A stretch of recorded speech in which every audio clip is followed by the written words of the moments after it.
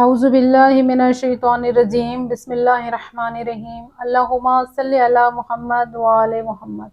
حضور اکرم صلی اللہ علیہ وآلہ وسلم کی حدیث مبارک ہے کہ آپ فرماتے ہیں کہ اگر ساری دنیا علی کی محبت پہ جمع ہو جاتی تو خداوند متعال جہنم کو خلق ہی نہ کرتا۔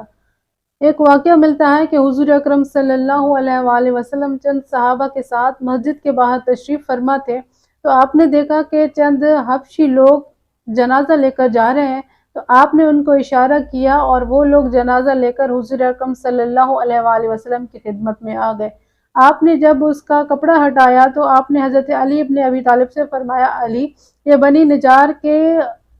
حبشی غلام ہیں۔ تو حضرت علی ابن ابی طالب نے عرض کی کہ یا رسول اللہ، یہ وہ غلام ہے، یہ وہ انسان ہے جب کبھی مجھ سے ملتا تو خوش ہوتا اور اس طریقے سے کہتا کہ یا علی میں آپ کو دوست رکھتا ہوں، یا علی میں آپ سے محبت کرتا ہوں۔ اب نبی مصطفیٰ صلی اللہ علیہ وآلہ وسلم نے جب یہ سنا کہ یہ تو علی سے محبت کرنے والا ہے، یہ تو علی سے پیار کرنے والا ہے، تو آپ نے حکم دیا کہ اس کو غسل دیا جائے۔ جب اس کو غسل دیا گیا تو نبی مصطفیٰ صلی اللہ علیہ وآلہ وسلم نے اپنا لباس مبارک کفن کے طور پہ اس حبشی غلام کو دیا۔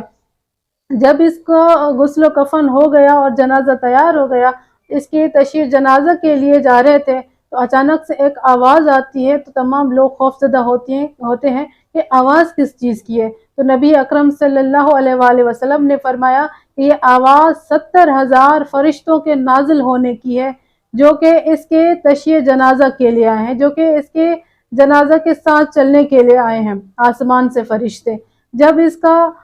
اس کی قبر کھودی گئی اور اس کو قبر میں لٹایا گیا تو حضور اکرم صلی اللہ علیہ وآلہ وسلم نے اس کو مٹی پہ رکھا، اس کا قبر بند کیا اور